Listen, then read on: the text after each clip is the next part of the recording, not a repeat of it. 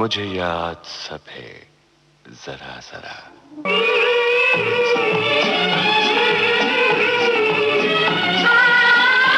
मुझे याद सब है जरा जरा। मुझे याद सब है जरा जरा। वो लम्हा लम्हा साथ है। मुझे याद सब है जरा जरा।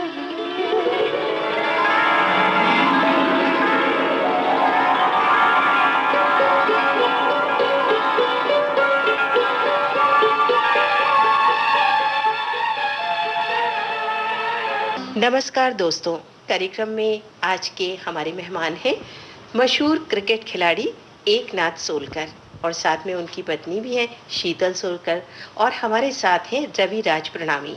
हम सोलकर जी से बातें करेंगे क्रिकेट की, उनके शौकों की, उनकी ज़िंदगी की। तो रविराज जी, आप पहली बॉलिंग। हाँ, सोलकर साहब के सामने बॉलिंग डालने का मतलब है छक्का लगवाना।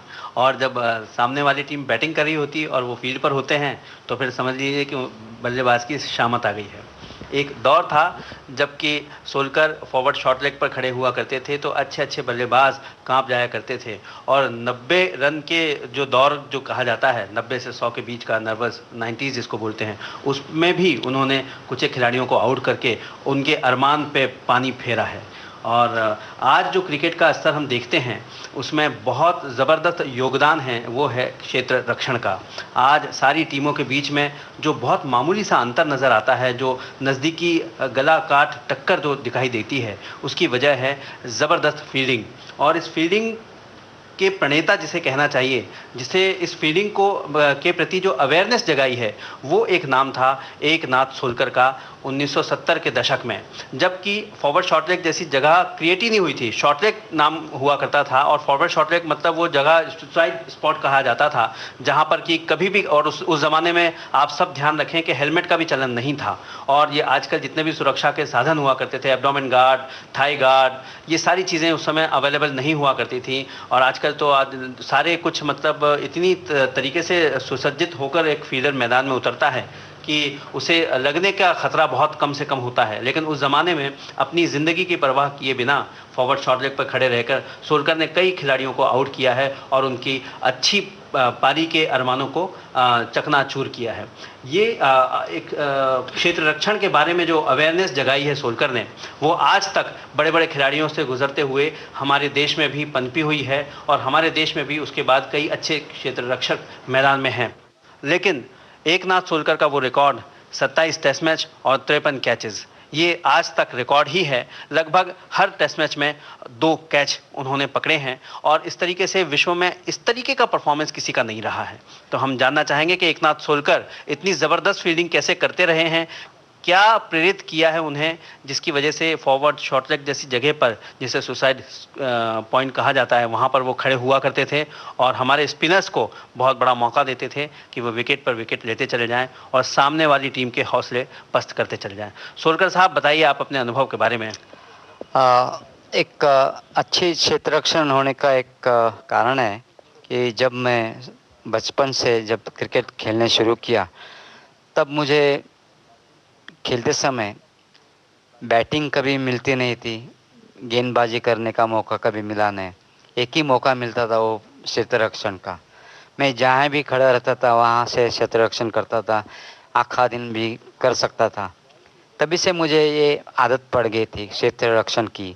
और एक बॉल की जो डर होता है वो शायद वहाँ से ही बचपन से ही चला गया था। और मुझे याद है बचपन से स्कूल में से मैं खेलता था, तभी मैं कहीं कौन से भी जगह पे खड़ा रहता था। कवर पॉइंट होना दो, बैकवर्ड शॉट लेग होना दो, स्लिप होना दो या फॉरवर्ड शॉट लेग, कहीं भी जगह में खेलता था, मैं खड़ा रहता था।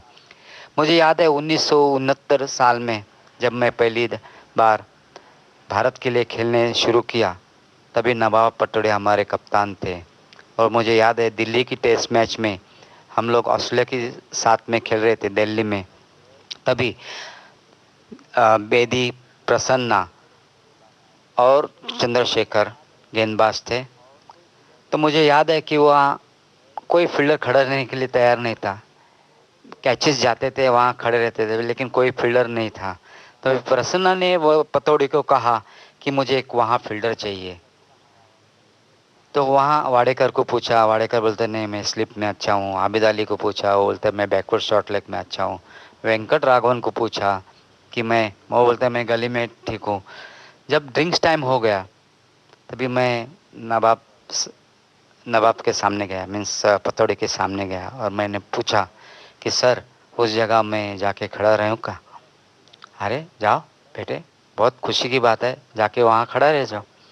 तभी प्रसन्न की गेंदबाजी में मैं उसी जगह पे डग वॉल्टर्स का एक पहला कैच पकड़ लिया। अभी तभी से वो मेरी पोजीशन हो गई। जो मांगने से मिलता नहीं वो मिल गया।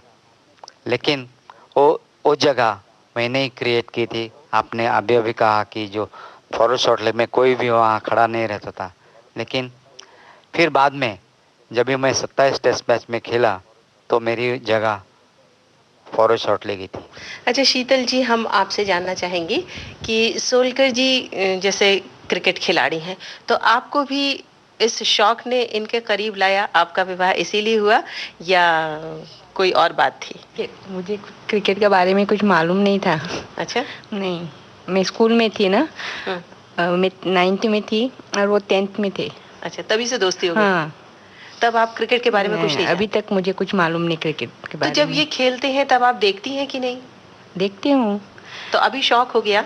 नहीं, शौक नहीं है, सिर्फ देखती हूँ बस। अच्छा, तो मतलब क्रिकेट आप दोनों के बीच में नहीं है? नहीं। अच्छा, घर में ये किस तरह का व्यवहार करते हैं? जैसा अच्छा क्रिकेट खेलते थे और उन्होंने अपना नाम रोशन किया, तो घर में जो आप काम काज करती हैं, घर की इतनी जिम्मेदारियां होती हैं, तो उसमें ये किस तरह से आपका साथ देते हैं?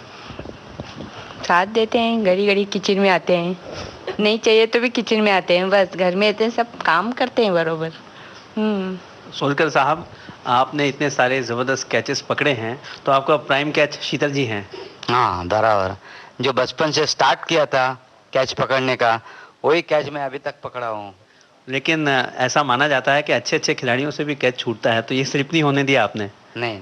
आपने इतना ज़बरदस्त क्षेत्र रक्षण किया है और इतनी ज़बरदस्त पोजीशन पे खड़े रहे हैं। क्या आपने उस पोजीशन की जो बारीकियां हैं उसके बारे में आने वाले खिलाड़ियों को कुछ समझाइश दी है? कुछ खिलाड़ियों ने आपसे सीखा है? सही बात है, आपने पूछा, अच्छा सवाल पूछा। यही साल में मुझे क्रिकेट कंट्रोल बोर्ड ने फील्डिंग के लिए कोच बनाया है, नेशनल एकेडमी का कोच बनाया। और मेरा काम है अभी कि अंडर 15, अंडर 17 और अंडर 19 एंड इंडिया ए, उनको फील्डिंग सिखाने का, किस तरह से फील्डिंग करना चाहिए, किस तरह से। तो मुझे बेंगलोर में जाना पड़ता है। अंडर 15 के लिए जाके आया हूँ, वापस अंडर 17 बॉयज़ के लिए जाऊँगा। तो मुझे अच्छा भी मौका मिल गया है। तो मैं समझता हूँ कि जो भी मैं कर सकूँ तो बच्चे लोग अच्छी तरह से ध्यान से सुन लें। आप एक अच्छे से गीत के बारे में ज़रूर बताइए, इससे पहले कि हम आगे बातचीत का सिलसिला बढ़ाएं। आपका पसंद का कोई गाना सुना दिया जाए। चलते चलते तौबा तुम्हारे। तो निमि जी, सुन लिया जाए ये गीत।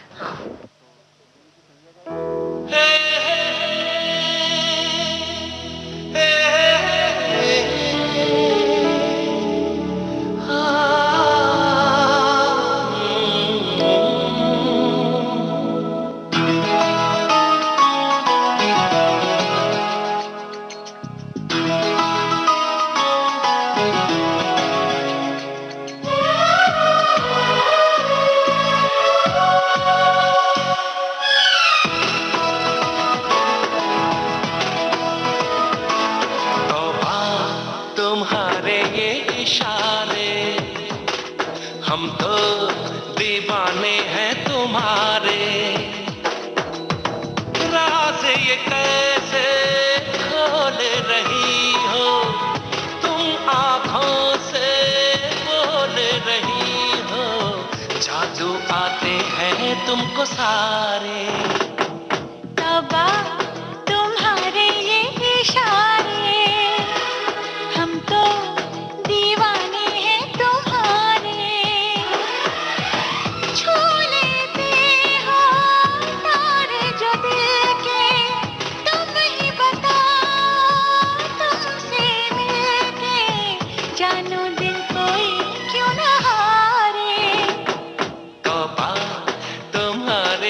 इशारे।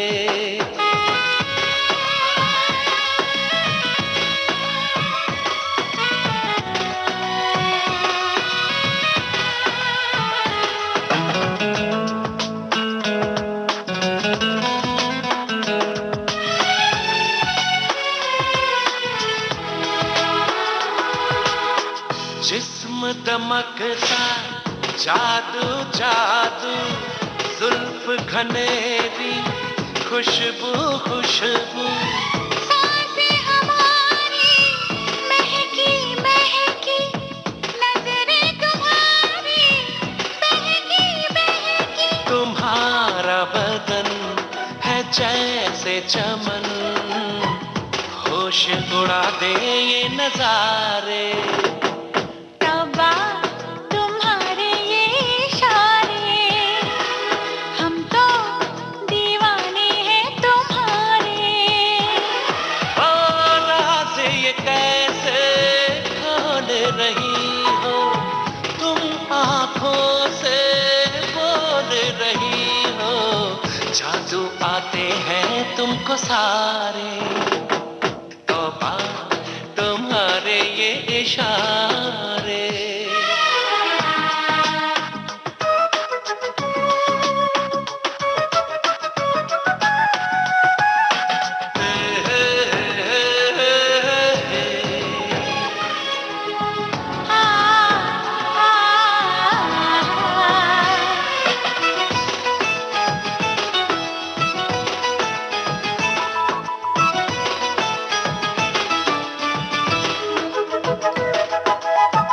कोई नशा है छलका छलका, होश बचा है हल्का हल्का।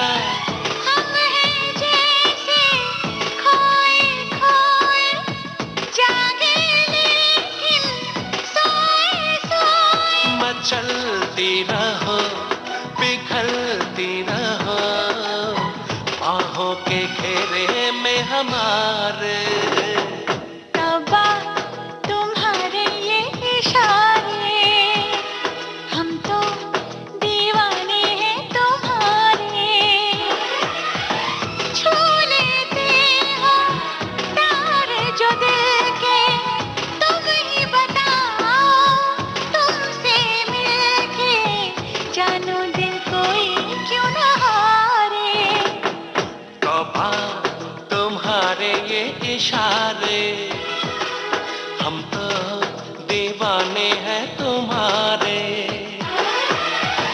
राज ये कैसे खोल रही हो, तुम आँखों से बोल रही हो, जादू आते हैं तुमको सारे।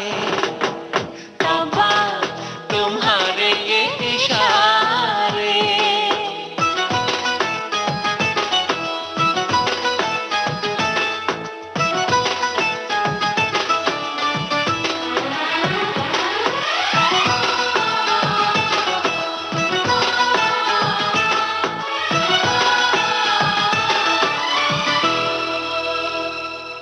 सोलकर जी, आप जब खेलते थे क्रिकेट और आज जो क्रिकेट खेला जाता है, उसमें आपको क्या फ़र्क महसूस होता है? फ़र्क तो बहुत महसूस होता है, क्योंकि आजकल ये वनडे क्रिकेट बहुत ही बढ़ गया है। उससे काफ़ी मैचेस होती है। हमारे उस ज़माने में वनडे क्रिकेट नहीं था और इतने मैचेस नहीं ऑर्गेनाइज होते थे। करीब करीब कभी 1-1.5 साल में एक ही सीरीज़ होती थी। लेकिन आज अब देखते हैं कि आज यहाँ मैच ख़त्म हो गई तो दूसरी जगह जाओ, दूसरे देश में जाओ, वापस वहाँ वनडे खेलो, वो खेलो। लेकिन काफ़ी क्रिकेट बढ़ गया है, अच्छी बात है। लेकिन मैं समझता हूँ काफ़ी पैसा भी बढ़ गया है। हमारे टाइम में तो मैं बताता हूँ कि इतना पैसा भी नहीं था। ठीक है, नहीं था, लेकिन हम लोग ने अच्छी क्रिकेट खेली। आजकल जो खेलते हैं उनको अच्छे तरह से पैसा मिलता है, ये अच्छी बात है, मैं समझता हूँ।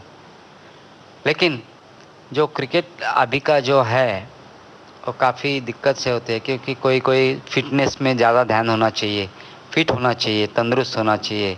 क्योंकि इतने बार बार खेलना, एक सीरीज़ खेलना, 27 टेस्ट 16 मैचेस एक साल में खेलना एक बात आसान बात नहीं आसान है। बात नहीं। और क्या आपको कहीं लगता नहीं है कि जिस तरीके का आजकल का फॉर्मेट है एक दिवसीय क्रिकेट मैच में, वो आपके जो टेम्परामेंट को बहुत ज़्यादा सूट करता था, या आपके टेम्परामेंट के बहुत ज़्यादा नज़दीक है? आप अच्छी ज़बरदस्त फील्डिंग किया करते थे, आप भी फास्ट स्कोरिंग करने में बहुत एक्सपर्ट रहे हैं, और टेस्ट मैचेस में भी आप अच्छा खेला करते थे।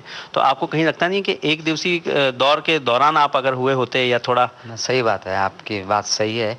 ऐसा लगता था कि अभी मैं जन्म लेता था तो मैं भी अभी इस टीम में हो सकता था शायद, अपने क्योंकि बिकॉज अकेली फील्डिंग के दम पर भी, क्योंकि फील्डिंग के दम से या गेंदबाजी के दम से, गोलंदाजी भी मेरी अच्छी थी और बैटिंग तो भरोसे की थी। क्योंकि एक दिवसीय जो क्रिकेट है उसमें उसका जो थीम है वो जांबाजी है, और उसमें आप मेरे ख्याल से उस ज़माने में आपने जो डेयरिंग दिखाई है, जबकि कोई हिम्मत नहीं करता था, जैसे आपने बताया कि फॉरवर्ड शॉर्ट लेग पे जाके आप खुद बोल के खड़े हुए वहाँ पर, और उसके बाद से जो आपने कैचेस लपकने शुरू हुए। आप बताइए, वो फ्रेडरिक्स को आपने एक आउट किया था, बहुत ज़बरदस्त इंसिडेंस था। हमारे जो पुराने जिन्होंने वो मैच के बारे में जाना सुना होगा, और फ्रेडरिक्स को जिस तरीके से ट्रिक के साथ आपने आउट किया था, कुछ इंसिडेंस याद आ रहा हो आपको? फेडरिक्स ने जो एलन नॉट का कैच था ओवल टेस्ट मैच में इंग्लैंड में, जब भी वेंकट राघवन गेंदबाजी कर रहा था, तो मैं थोड़ी वो क्या है, पहले आते समय जो बहुत ही डिफेंसिव खेलता है, काफ़ी लूज बैट से खेलता है, तो मुझे लगा कि ये लूज बैट से खेलने वाला है आने के बाद में, तो मैं 2 स्टेप्स और आगे आके गया। तो वो एक ही बैट्समैन था जो सीरीज़ में अच्छी कंसिस्टेंसी बैटिंग कर रहा था, और वो that catch was very important. तो मैंने जान की बाजी लगा के देखा कि वो खेल रहा है, डिफेंसिव खेल रहा है, तो मैं डाइव मार के आगे डाइव मार के मेरे चेस्ट के ऊपर मैं डाइव मारी, जैसे स्विमिंग पूल में डाइव मारते, पानी में डाइव मारते, वैसे दोनों हाथ में कैच आया, मेरे पाँव ऊपर थे। वो फोटोग्राफ भी अभी भी वो वहाँ ऑल में है, फोटोग्राफ लगाया हुआ। लेकिन वो कैच की वजह से हम लोग उस सीरीज में हम लोग जीत पाए।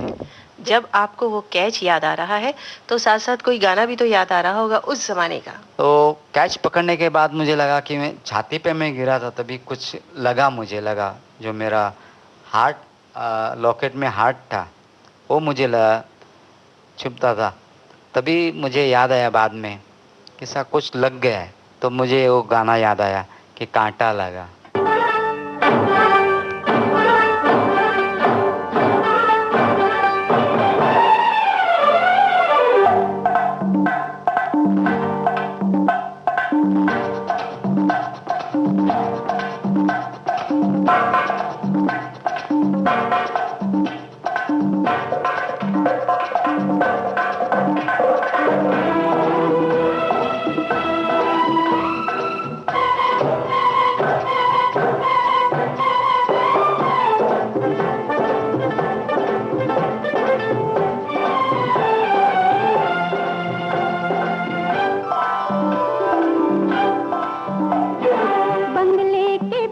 तेरी बेरी के नीचे हरे पिया हरे हरे हरे पिया कांटा लगा हाय लगा आजा राजा बंगले के पीछे तेरी बेरी के नीचे हरे पिया हरे हरे हरे पिया कांटा लगा हाय लगा राजा बंगले के पीछे तेरी बेरी के नीचे हाय रे पिया।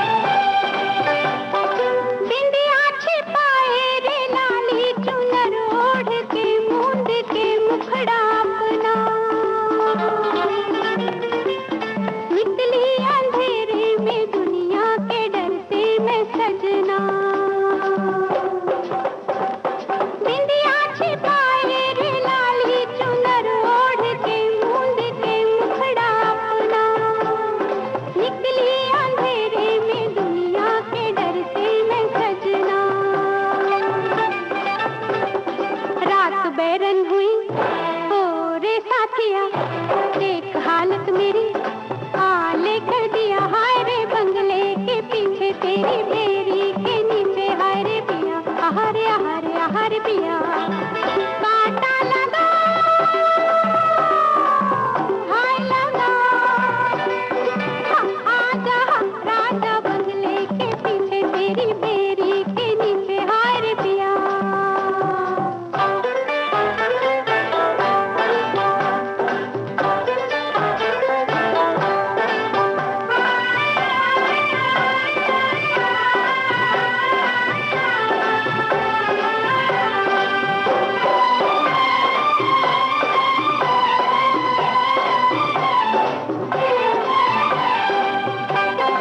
आई मुसीबत तो अब सोचती हूँ मैं क्यों रह सकी ना तेरे बिन। सच ही तो कहती थी सखियाँ फंसेगी तू एक दिन। आई मुसीबत तो अब सोचती हूँ मैं क्यों रह सकी ना तेरे बिन। सच ही तो कहती थी सखियाँ फंसेगी तू एक दिन। भूल तो हो गई जो किया सो किया, तू बचा ले बलम आज मेरा जिया, हाय रे बंगले के पीछे तेरी बेरी के नीचे, हाय रे पिया आहारे आहारे आहारे पिया। कांटा लगा हाय लगा, आजा राजा बंगले के पीछे तेरी बेरी के नीचे, हाय रे पिया।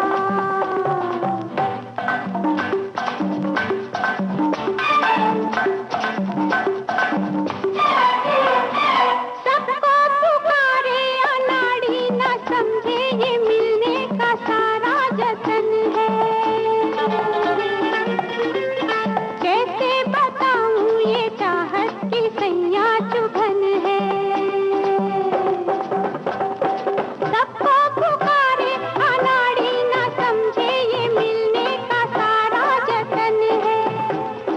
कैसे बताऊं ये चाहत की सैया चुभन है। ये वो कांटा सजन जाए लेकर जिया, नैन सुई लगे तो निकले पिया, हाय रे बंगले के पीछे तेरी बेरी के नीचे, हाय रे पिया आहारे आहारे आहारे पिया। कांटा लगा हाय लगा, आजा राजा बंगले के पीछे तेरी बेरी के नीचे, हाय रे पिया हाय रे पिया। आपने 1969 से क्रिकेट खेलनी शुरू की है और आपने 27 टेस्ट मैच में भारत का प्रतिनिधित्व किया। आपको क्या लगता नहीं है कि आपके जैसे कैलिबर के खिलाड़ी के लिए ये टेस्ट मैचों की संख्या कम है? सही बात है आप, बिकॉज 2 साल में मेरा क्या हुआ कि 1976 में हम लोग न्यूजीलैंड गए, तभी मुझे इंजरी हो गई थी। तभी उस टूर में जो न्यूजीलैंड टूर और वेस्ट इंडीज़ की टूर ट्विन टूर थी, मैंने एक ही मैच जो खेला वो हम लोग जीत गए थे ट्रिनिदाद में, जो हम लोग ने 400 रन चेस किए थे। वो एक ही टेस्ट मैच में खेला मैं, बाद में नहीं खेला। बाद में उसको मेरे बाद में आने के बाद में मेरा परफॉर्मेंस भी अच्छा नहीं रहा। आपके बारे में कहा जाता है कि आप बड़े मिलनसार रहे हैं और ड्रेसिंग रूम में माहौल को मतलब इजीनेस लेके आने के लिए आप बहुत जाने जाते रहे हैं। ख़ास तौर से जबकि भारत तनाव के दौर से गुजर रहा हो, तब माहौल को हल्का करने का आपको बड़ा अच्छा तरीका आता था। आप अपने जितने भी साथी खिलाड़ी हुआ करते थे उनको खुश रखते थे, उनको हंसाते थे। तो आप ड्रेसिंग रूम के माहौल के बारे में कुछ बताइए। नहीं, मेरा एक ऐसा स्वभाव था कि मैं सबके साथ मेरी अच्छी दोस्ती थी टीम में। और आपने सही कहा कि मैं कभी एक जगह पे बैठता नहीं था, यहाँ घूमो। मैच तो कभी देखता ही नहीं था। जब बैटिंग आएंगे तो वही उसी समय में पैर डाल के बैठता था। लेकिन अगर मैं नहीं खेलता और बैटिंग कर रहा हूँ ड्रेसिंग रूम में, तो सबके साथ मिलो, बातचीत करो, थोड़े जोक करो, तो क्या सबको मीन जो टेंशन होता था वो थोड़ा रिलीफ होता था।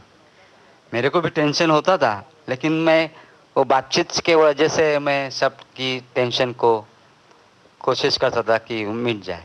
अच्छा एकनाथ जी, आप हमें जैसा पता है कि आप गाना भी गाते हैं, तो कोई गाना सुनाइए हमें भी। एक राज कपूर की बहुत ही अच्छी पिक्चर आई थी, मेरा नाम जोकर। वो मैंने करीब करीब 4 बार देखी उस पिक्चर में। उसमें राज कपूर ने जो जोकर का काम किया था बहुत ही अच्छा था। और उनका एक गाना था उस पिक्चर में, ए भाई जरा देख के चलो, आगे भी नहीं पीछे भी, ऊपर भी नहीं नीचे भी, दाएं भी नहीं बाएं भी, ए भाई।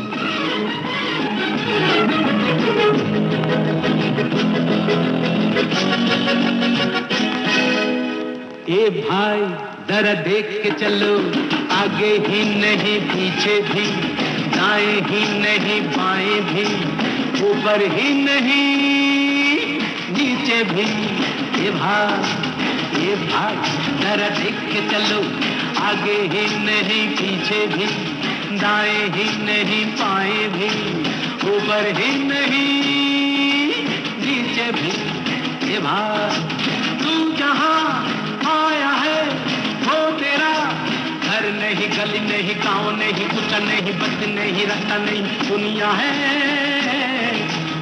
और प्यारे दुनिया ये सर्कस है, और सर्कस में बड़े को भी, छोटे को भी, खड़े को भी, खोटे को भी, दुबले को भी, मोटे को भी, नीचे से ऊपर को, ऊपर से नीचे को आना जाना पड़ता है।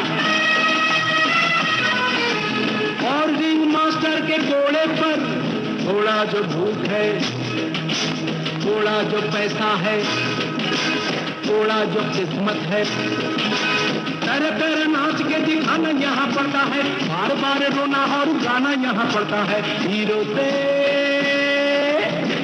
से जोकर बन जाना पड़ता है। ये भाई जरा देख के चलो, आगे ही नहीं पीछे भी, दाएं ही नहीं बाएं भी, ऊपर ही नहीं नीचे भी, ये भाई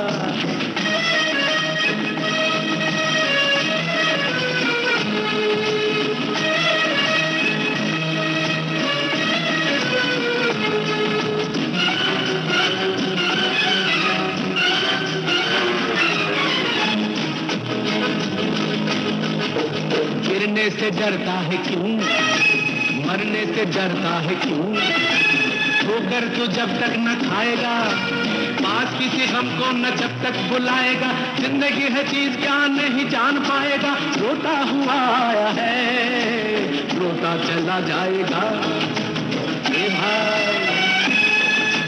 ए भाई जरा देख के चलो, आगे भी नहीं पीछे भी, दाएं भी नहीं बाएं भी, ऊपर ही नहीं नीचे भी, ये भाई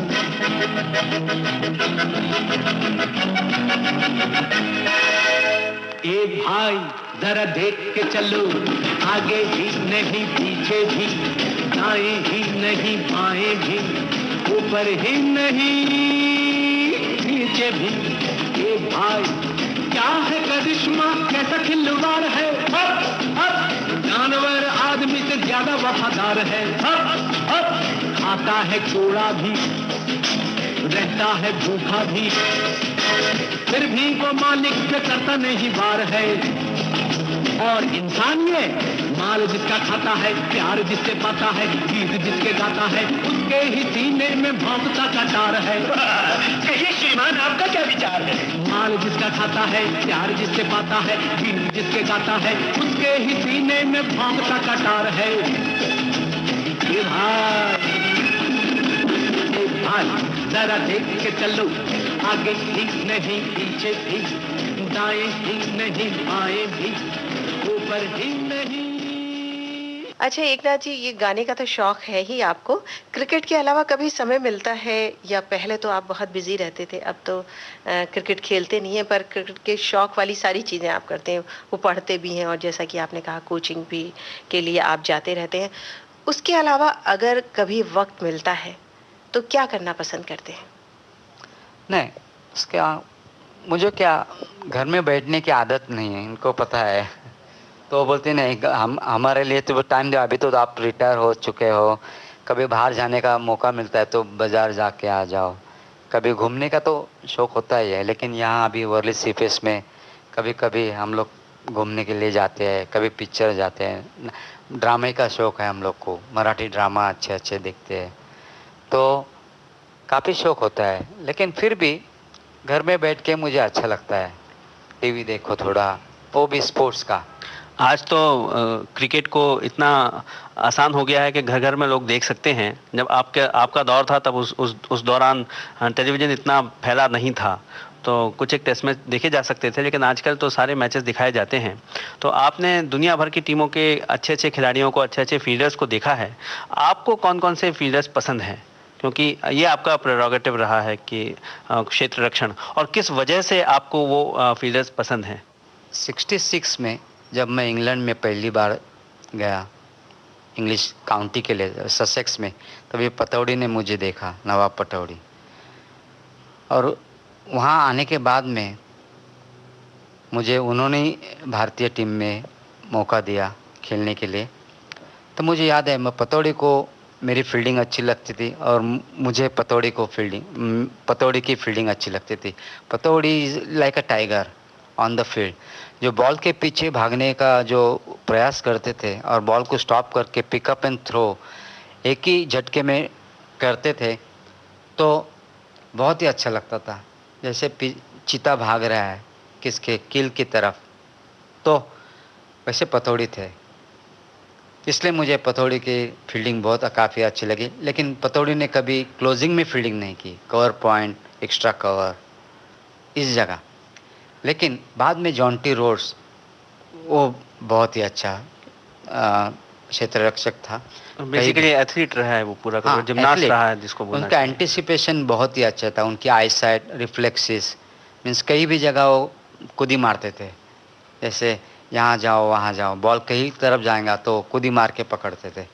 तो इसकी उनकी eye sight and reflexes was very very good. और जॉन्टी रोड्स भी, इनका पोजीशनिंग था अब जैसा मेरा कैसा है कि फॉरवर्ड शॉर्ट लेग, तो जॉन्टी रोड्स का बैकवर्ड पॉइंट एंड पॉइंट, क्या short mid wicket, backward short leg, backward short square leg, उनका पूरा रीजन रहा। हाँ, और रीजन रहा। तो ये दो खिलाड़ी मुझे अभी भी याद आते हैं। बाकी सब देखे अच्छे थे खिलाड़ी, लेकिन पतौड़ी और जॉन्टी रोड्स। आप इतने जाबाज रहे हैं कि एक दौर में जब ओपनिंग बैट्समैन की भारत में हमेशा वैसे देखा जाए तो शुरू से ही कमी मतलब खटकती रही है, और आज तक एक अच्छे ओपनिंग पेयर को हम ढूंढते ही आ रहे हैं। वो पंकज रॉय और वो जो 413 रन की पार्टनरशिप हुई थी, उसके बाद से आज तक कोई इतना बड़ा कोई ओपनिंग पेयर आया नहीं है। आते जाते रहे, गावस्कर के 19 लोग आजमाए गए गावस्कर के साथ, लेकिन कोई भी, एक चेतन चौहान को छोड़ दिया जाए तो कोई बहुत ज़बरदस्त कोई साझेदारी जमी नहीं है। उनमें आपने भी, आपके साथ तो एक ऐसा संयोग बैठा है कि आपने पहला ओवर भी डाला टीम में और पहले फेस भी किया, तो इस तरीके से आप हर चीज़ में अपने आप को फिट कर लेते थे।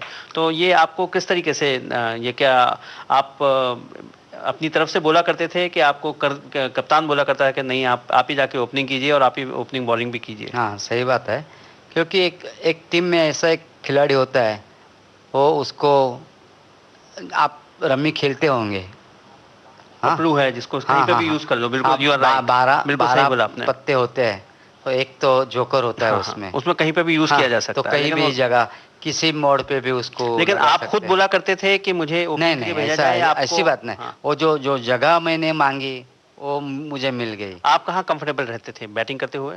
6 नंबर पे, और 6-7। और बॉलिंग तो आप मीडियम पेस? नहीं, मैंने पहला तो स्कूल में से मैंने स्पिनर था, मैं स्पिनर थे आप? हाँ, बेदी के जैसा। लेकिन मुझे बेदी से वही टीम में आने के बाद में मुझे मीडियम पेस बॉलिंग करने को कहा, तो मैं समझता हूँ कि जब कैप्टन बोलेगा कि ये करो, इस नंबर पे जाओ, उस नंबर पे जाओ, तो मानना पड़ता था टीम के लिए। अब एक बात हमारी भी मानिए और अच्छा सा गीत सुनाइए आप। शाबा शाबा। हाँ, वो गीत बहुत अच्छा है। कभी खुशी कभी हाँ, कभी हमको कभी खुशी होती है, कभी गेंदबाजी नहीं मिली तो कौन सा नंबर मिला, तो कभी गम भी होता है। तो इसलिए मुझे वो गाना बहुत अच्छा लगता है।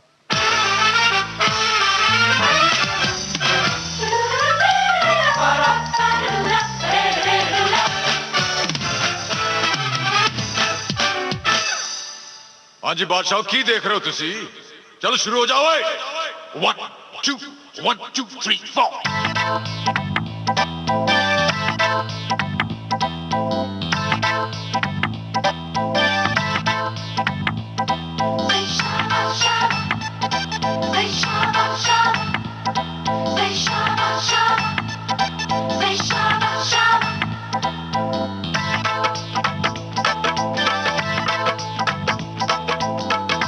तेरा सोना सोनी तेरी पायल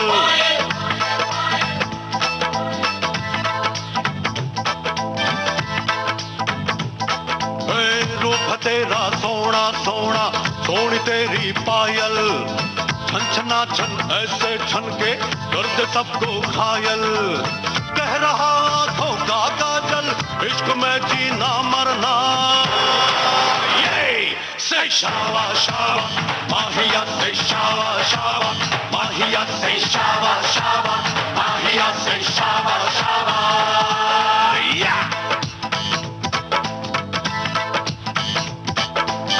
रूप है मेरा सोना, सोनी मेरी पायल। रूप है मेरा सोना सोना, सोनी मेरी पायल। छन छना छन ऐसे छन के कर दे सबको घायल कह रहा आंखों का काजल इश्क में जीना मरना Everybody shawa shawa, Mahia say shawa shawa, Mahia say shawa shawa, Mahia say shawa shawa. माहिया वे आजा माही, माहिया वे आजा, माहिया वे आजा माही, माहिया वे आजा, माहिया वे आजा माही, माहिया वे आजा, माहिया वे आजा माही, माहिया वे आजा।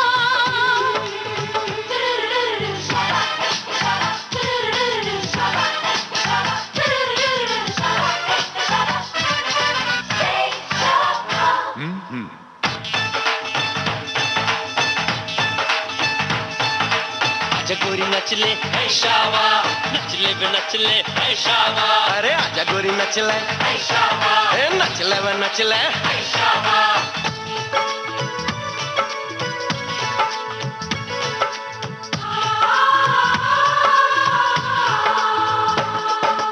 देखा तेनू पहली पहली बार वे होने लगा दिल बेकरार वे रब्बा मैनू की हो गया दिल जानिए हाय मैनू की हो गया सुन के तेरी बातें सोने यार वे माही मैनू तेरे नाल प्यार वे हाय मैं मर जावा दिल जानिए हाय मैं मर जावा Say shawa shawa, Mahia say shawa shawa, Mahia वे शावा शावा भांगड़ा वे शावा शावा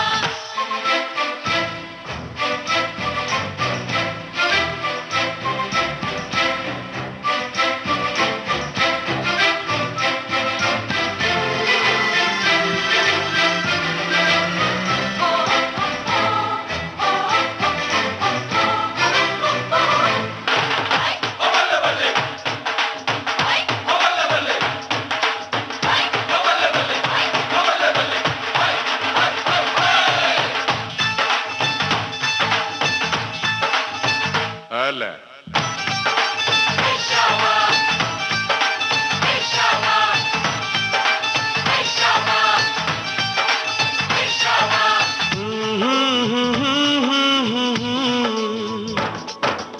इन कदमों में सांस वार दे रब से ज्यादा तुझे प्यार दे रब मैनू माफ करे रब्बा खैरिया हाय मैनू माफ करे तुम तो मेरी जिंद मेरी जान वे मेरी तू ज़मीं है आसमान वे तुझ बिन मैं की करा रब्बा खैरिया हाय वे मैं की करा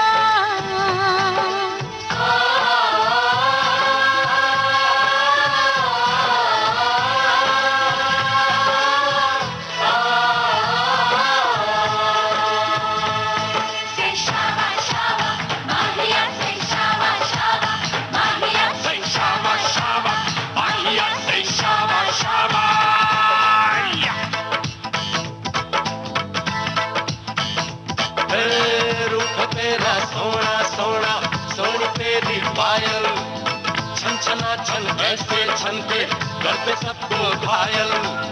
कह रहा आंखों का काजल इश्क में जीना मरना। Come on!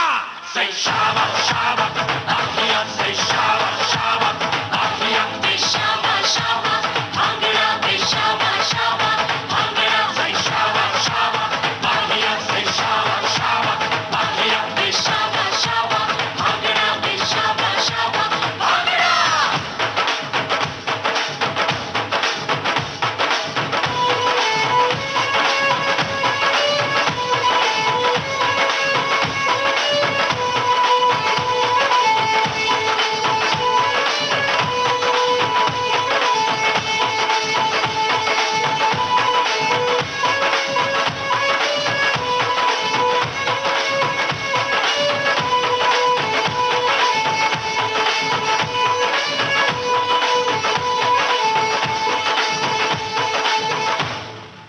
अच्छा शीतल जी, मैं आपसे ये पूछना चाहती हूँ कि जैसे सबको ये शौक होता है कि जो काम वो करते हैं जिस भी फील्ड में है वैसे ही अपने बच्चों को बनाना चाहता है, तो आप लोगों ने क्या प्लानिंग की है अपने बच्चों के लिए और उनको किस फील्ड के लिए आपने शिक्षा दी है कि उनको क्या बनाना है? उनको एजुकेशन दी। सिर्फ एजुकेशन? हाँ।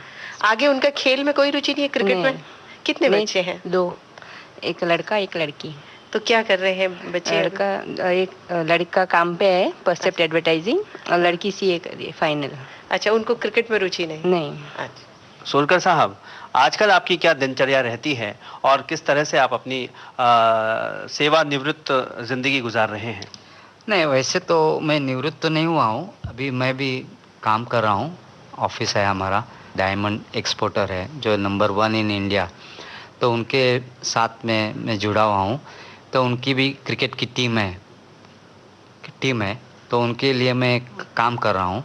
तो मुझे कभी बुलाते हैं, डायमंड तो देखता नहीं कि अभी ये उम्र नहीं होती है डायमंड देखने के लिए, तो मैं समझता हूँ कि मैं उनके लिए काम करता हूँ। जब भी काम कहने को बुलाते हैं, कोई लियाजन काम होगा, ऑफिशियल वर्क कि कस्टम्स ड्यूटी है, पुलिस की ड्यूटी है, म्यूनसिपाल्टी की होती है, तो मैं वहाँ मुझे जाना पड़ता है। और हमारे 2 टीम है, एक ए और एक बी, तो मुझे वहाँ जाना पड़ता है। अच्छा, आपने इतनी नज़दीकी फील्डिंग की है और 27 टेस्ट मैचेस में आपने भारत का प्रतिनिधित्व किया है। कोई ना कोई ऐसा क्षण ज़रूर रहा होगा जब आपको ज़बरदस्त रूप से या तो गेंद लगी होगी या बल्ला ही लगा होगा, क्योंकि इतनी नज़दीकी वो पोजीशन होती है कि अगर बल्लेबाज अगर पूरी ताकत से अपना बल्ला घुमाए तो भी लग सकता है वहाँ पर। हाँ, हो गया एक बार 76 में लीवर्ड आइलैंड की पहली मैच वेस्ट इंडीज़ में। वेंकट राघवन गेंदबाजी कर रहा था, हार्डली मैंडेटरी ओवर थे, बाकी 2-3 ओवर बाकी थे। तो मैंने कहा कि भाई अभी क्या, कुछ मैच तो ड्रॉ है और वो क्या टेस्ट मैच नहीं है, ये काउंटी मैच है। नहीं, तुम खड़े रहो, वहाँ खड़े रहो। उसने शॉर्ट पिच गेंदबाज बॉल डाला और एक सीलिंग फर्ड करके एक बैट्समैन था लीवर्ड आइलैंड का, उसने पुल किया, मेरे सर के लग के बॉल मिड ऑफ में गया। ऐसे मैं टर्न किया तो सर पे लग के मिड ऑफ में बॉल कैच गया और प्रसन्ना ने कैच पकड़ा और बैट्समैन वाज आउट और मैं फ्लोर के ऊपर था और मुझे फिर 48 आवर्स हॉस्पिटल में लेके ब्रेन हैमरेज, तो कुछ नहीं हुआ। तभी गावस्कर ने एक जोक किया था वहाँ, उसके बाद में हंसने लगा, अरे उसको कुछ नहीं होने वाला है, अंदर कुछ है ही नहीं तो क्या होने वाला है उसको उसको ब्रेन ही नहीं है ना। अच्छा, आप अपनी फिटनेस के लिए पहले क्या करते थे? कि आपकी है कि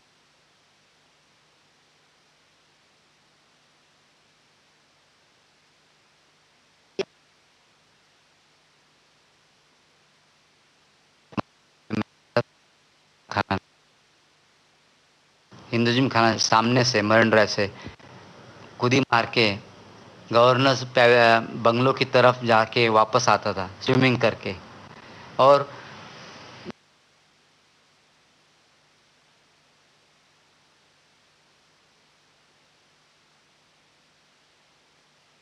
प्रोग्राम होता था, इसलिए मेरी फिटनेस अच्छी थी। अभी भी मैं नेट में वॉक करता हूँ, मौका मिले तो मैच में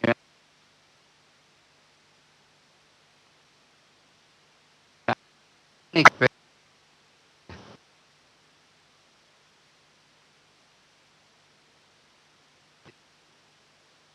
की वजह काफी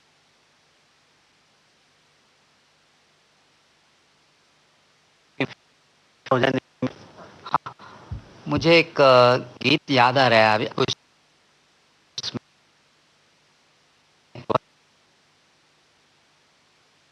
बोले। हाँ सुना जाता है?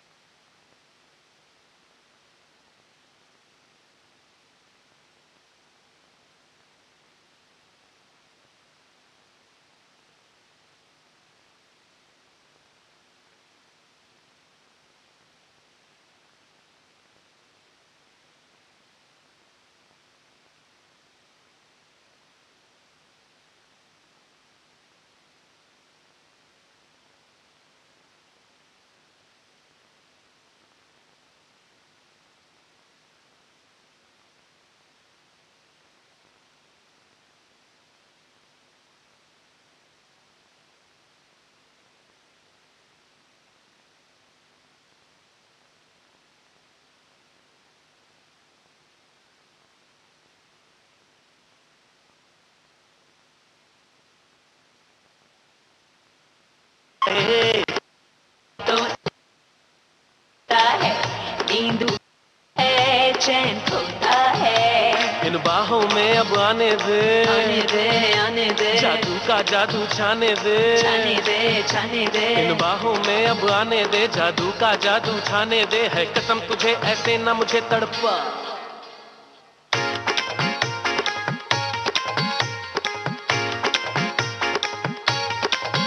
तेरे ख्वाब की आवारगी सर पे चढ़ के बोले तूने क्या किया ये क्या हुआ दिल डिंग डांग डिंग डोले ए दिल डिंग डंग डिंग डोले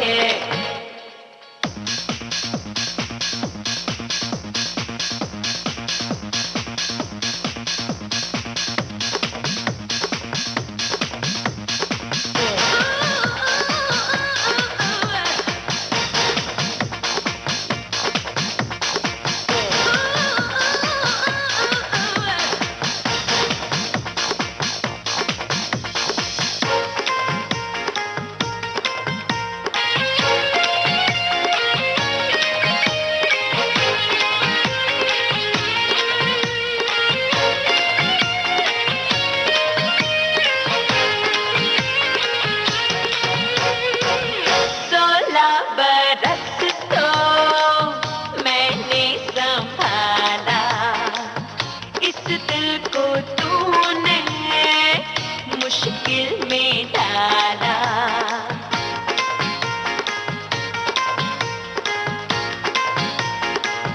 16 बरस तो मैंने संभाला, इस दिल को तूने मुश्किल में डाला। इस उम्र में ही दिल धड़कता है, मिलने जुलने को ये तड़पता है। अब तन्हाई तड़पाती है, तड़पाती है, तड़पाती है, बेचैनी बढ़ती जाती है, बेचैनी बढ़ती जाती है। अब तन्हाई तड़पाती है, बेचैनी बढ़ती जाती है। ये दर्द है क्या, ये प्यास है क्या, इतना तो मुझे समझा।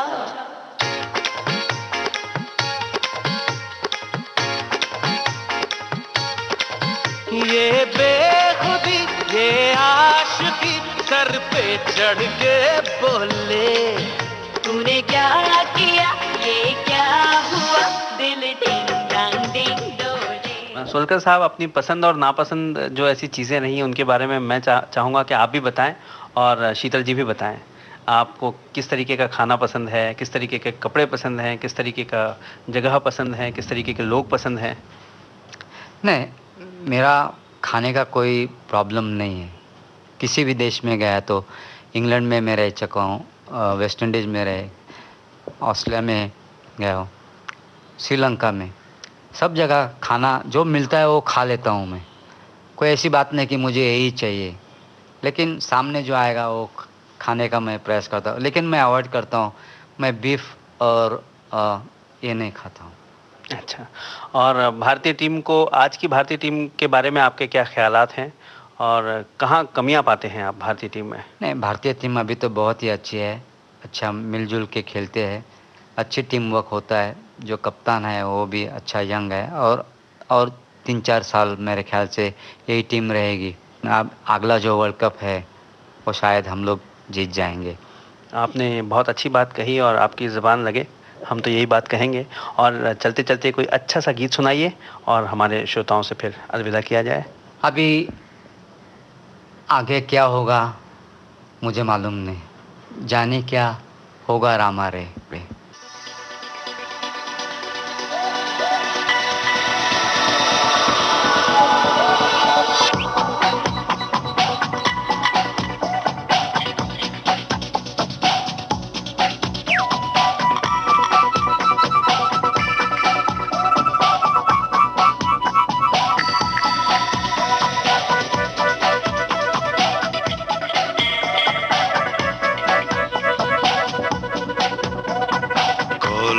थोड़ा सा ऊपर चढ़ा के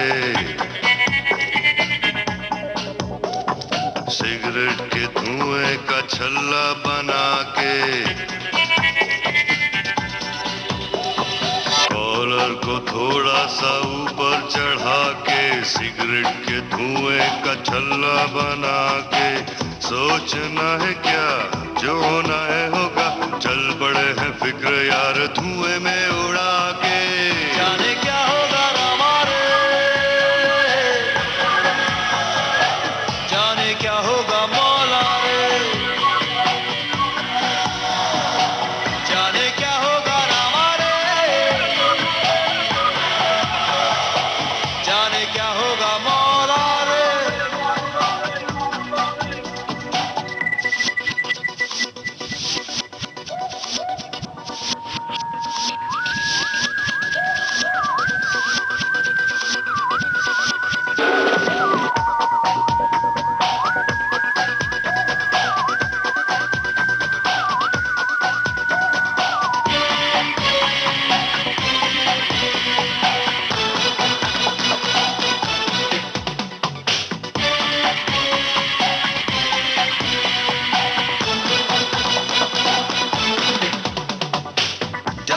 चाहिए, नेपाल भी चाहिए, सोने के सिक्कों का साउंड भी चाहिए।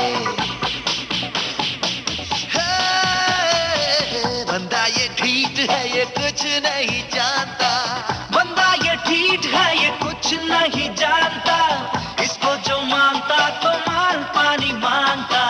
सोचना है क्या जो होना है होगा, चल पड़े हैं फिक्र यार धुएं में उड़ा के। जाने क्या होगा रामा रे,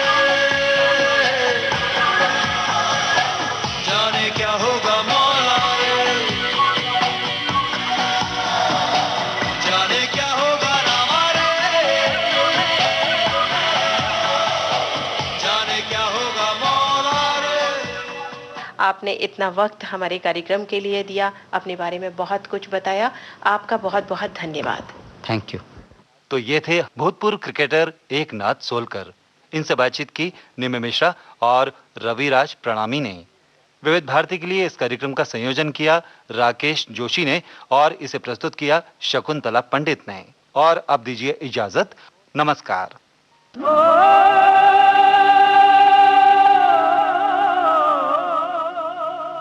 मुझे याद सब है जरा जरा,